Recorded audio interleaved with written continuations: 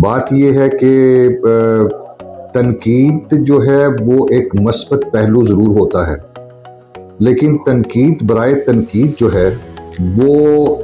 ایسے ہی ہے جیسے کسی ہارے ہوئے شخص نے کوئی اپنی زبانی کوئی بات کر دی۔ اب ایک ایسوسیشن ایسی چیز جس کو حکومت پاکستان نے باضابطہ طور پہ رجسٹر کیا، اس کو مانا اور آپ کو ایک ٹریڈ یا انڈسٹری کا درجہ دیا جو کہ اس سے پہلے نہیں تھا۔ اس سے پہلے یہ ٹریڈ باضابطہ نہیں تھی،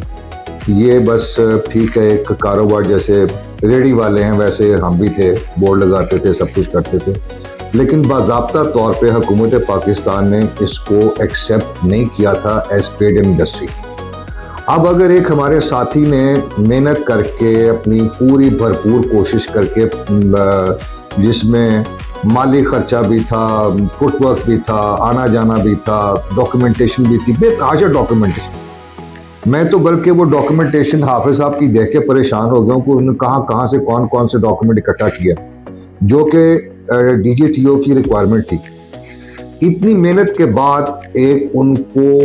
ان کے مطابق ڈاکومنٹیشن پرووائڈ کرنی، ان کا اس کو اسٹڈی کر کے اس کے اوپر کراس کویسچننگ کرنی، جو کہ انہوں نے کی، پھر خط و خطابت ہوئی، مختلف سوالات جوابات دیے، اس کے بعد جا کے انہوں نے انٹرویو کرنے کے بعد اس کو ایک باقاعدہ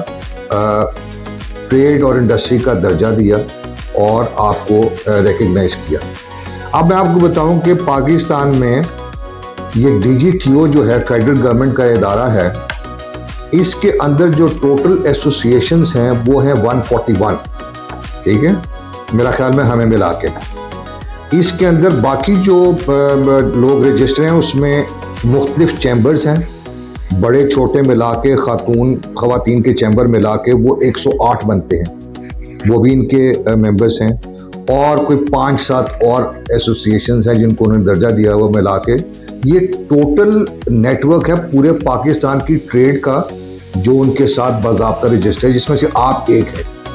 تو اب آپ اپنی اہمیت کا اندازہ لگا لیں کہ جہاں پہ سیمنٹ والے بیٹھے ہوئے ہیں، جہاں پہ شوگر والے بیٹھے ہوئے ہیں، جہاں پہ ٹیکسٹائل والے بیٹھے ہوئے ہیں، جہاں پہ آٹو پارٹس والے، آٹو والے، وہاں پہ آپ لوگوں کی موجودگی ہے۔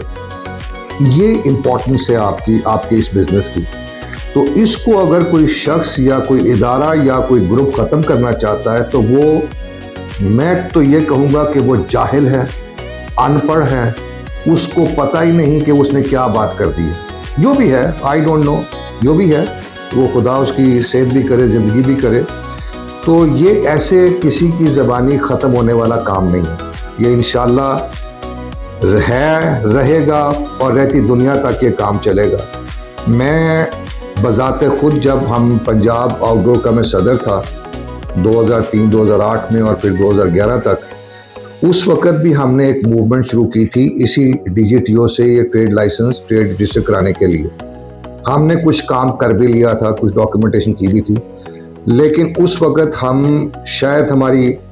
پوری محنت بھی نہیں تھی اور شاید ہمارے کچھ دوستوں نے ہمارا ساتھ بھی نہیں دیا، کہ ظاہر ان کا ڈیٹا چاہیے ہوتا ہے، ان کا ریکارڈ چاہیے ہوتا ہے، تو اس وجہ سے ہم اس وقت اس کو پائے تکمیل تک نہ پہنچا سکے۔ میں چونکہ 12-13 سال اس ٹریڈ سے باہر تھا، مجھے نہیں پتا تھا یہاں پہ کیا ہو رہا ہے، دیکھتا تھا، سنتا تھا، چونکہ اسی سے آیا تھا میں۔ تو مجھے جب یہ پتہ چلا کہ یہ باقاعدہ آپ کو لائسنس ایشو ہو گیا اور یہ باڈی بن چکی ہے، تو میری ایک ایکسائٹمنٹ بھی تھی اور میں بے پناہ خوش بھی تھا۔ حافظ صاحب نے مجھے دعوت دی، ان کی مہربانی ہے، میں نے ان کی دعوت پہ لبیک کہا اور ان کو میں نے جوائن کیا۔ پھر انہوں نے مجھے کوئی ڈیوٹی لگائی کہ آپ نے یہ کام کرنے، میں انشاءاللہ وہ کر رہا ہوں اور صدقے دل سے انشاءاللہ بھرپور محنت کر کے اس کام کو کرتا رہوں گا، اور جہاں جہاں اس کی ریکگنیشن کی ضرورت ہے وہ انشاءاللہ کروں گا اور اس کو آگے بڑھاؤں گا۔